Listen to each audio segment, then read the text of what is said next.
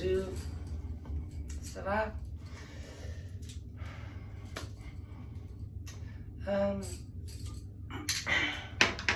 Forgiveness. So there's forgiving yourself, forgiving others, forgiving other people, forgiving yourself. Often very hard to come by, and yet not hard to come by at all. One of the things about forgiveness, and a lot of things, is that it's like love. For example, love is very one-sided. You know, you are in love with the state of yourself being in love. You take two people who are in love with the state of themselves being in love, and then hence they are in love. The same is true of forgiveness. So with forgiveness, forgiveness again is something that is very one-sided. Now that doesn't make any sense because of philology of language. And philology of language is something I've talked a lot about, whereby the language itself does not adequately describe what it is that is being said, or what the situation truly is. So for example, with forgiveness, you know, either if you're forgiving somebody else or you're forgiving yourself, it's a completely one-sided thing. Forgiveness is a completely one-sided thing. Even though it involves somebody else in your head, it's a completely one-sided thing. The same is true of love, same is true of anger, and all these different sort of things. Completely one-sided, right? All comes from here. Not entirely. It also comes from the senses, and then kind of gets processed here. And thought is very much a part of that processing. People say thoughts aren't real, and yet thoughts are very much a part of processing. Otherwise, we wouldn't have language or ideas like philology of language. And so, trying to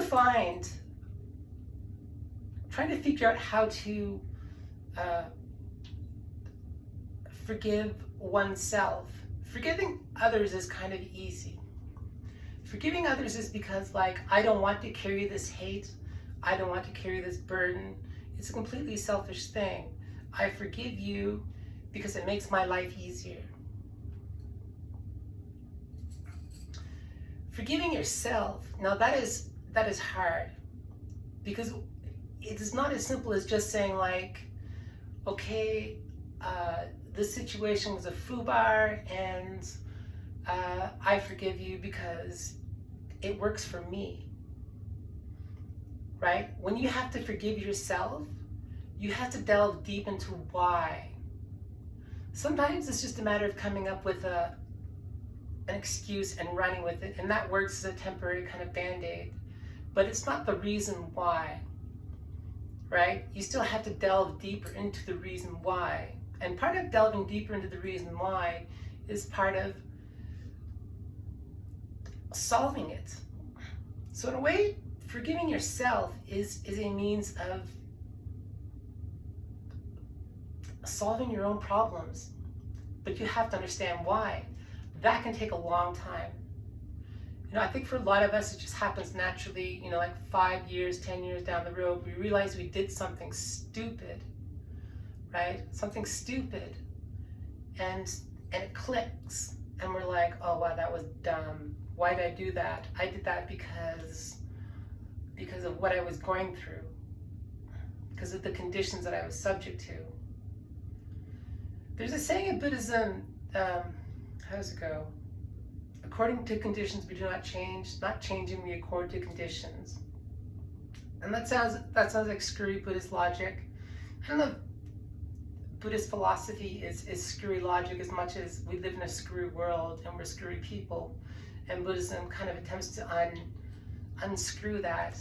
But, you know, so according to conditions, you know, we are subject to conditions, right? And how do you deal with those conditions? Now, and I'm not saying that I have, this is something that I have mastered.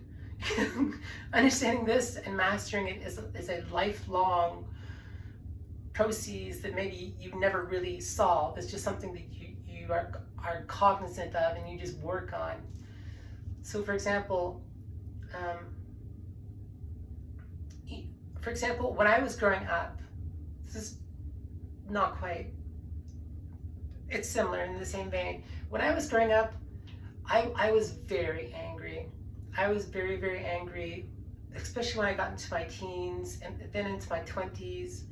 And I felt, because I never really knew my biological father, maybe that was a good thing, but I never really knew my biological father, you know, and I resented the fact that I never got a letter, I never got a birthday card, I never got a Christmas card, I never got a bloody phone call from my father, right?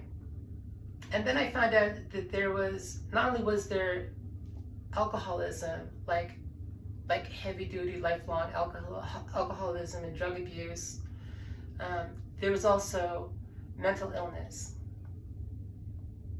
And when I realized what that mental illness was, you know, it clicked for me. And it happened to me in meditation. It clicked for me, and I realized that, like, okay, so when you are that messed up, you don't think about things like that. You just move on, right? The reason why I never got a phone call, the reason why I never got a letter or a postcard or something, my grandparents used to take stuff from his room and comic books and whatnot, and because he grew up in, it was his room as a kid and a teen and an adult, and send them to us as Christmas presents a lot of the time. But when I realized this, I was like, it diminished a lot of the anger. Now, if you've been watching my channel, anger is something that I deal with. Anger is not something that I've conquered. And sometimes anger is something that that is a tool. It achieves the same goal as not being angry sometimes. But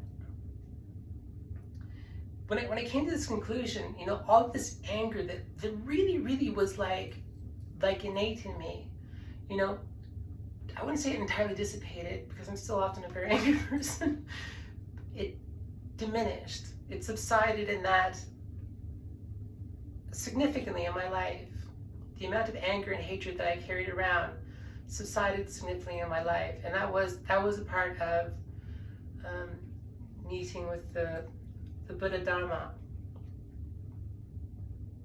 the practice of Buddhism, the Dharma, the practice of Buddhism. And so when it comes to forgiving oneself, you have to delve deep into why. Why is it that I screwed this up? You know, why is it that I made this huge screw up? We all do huge screw ups throughout our life. We have all done something, you know, that we are angry about, that we hate ourselves about, that we are ashamed of, or something another like that line. And then too, with some people, you know, maybe they don't have that. They don't have empathy. They don't have sympathy.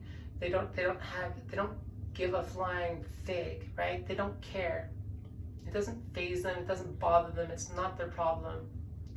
Some people it's like that. Some people not.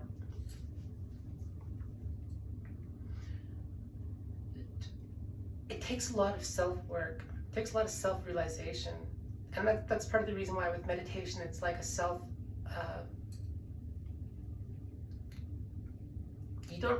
sometimes you don't really need to see a psychiatrist, because it's self-psychiatry a lot of the time. I don't know that you shouldn't see a psychiatrist, but just sitting in meditation is often very much self-psychiatry, because it's often very much a form of mental housekeeping. You know, when you sit there and your thoughts are running and running, you're forced to deal with your own mess, your own garbage, which isn't necessarily something that you created, but it's something that you are contending with, right? It's like these, this sounds crazy, but this is an ancient analogy, like these nomadic beings, like kind of like invaded your brain from somewhere else with no real home, right? And they're running havoc and waging wars. And these nomadic beings are like thoughts. You know, these thoughts come and go. They have no home, they have no destination, they have no point of origins. You know, they just traverse here and there and change and keep moving and moving and moving. How do you save those thoughts? How do you salvage those thoughts? How do you work your way through those thoughts? You gotta let those thoughts happen, right? You not push them away.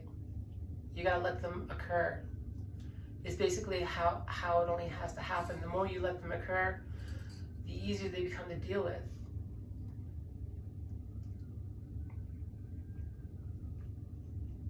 And so, I'm not going to like sit here and tell you that I'm like some perfect angel and I'm like a Zen master or something and I have everything, you know, on par, you know, but self-forgiveness is also really, really important. Whenever it strikes, it's really, really important because it's a huge aspect of mental health, and you could be dragging something around and not even realize it. Or forgiving yourself for something is also part of like realizing what the problem is. You know, why do I have this horrible addiction of alcoholism? Maybe it's because maybe because it goes hand in hand with attention deficit disorder. So forth. Cats are having a fight.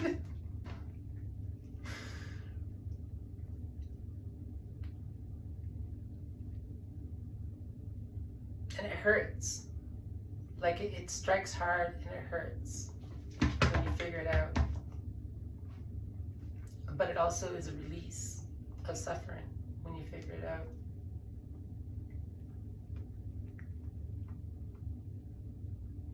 Could even save your life.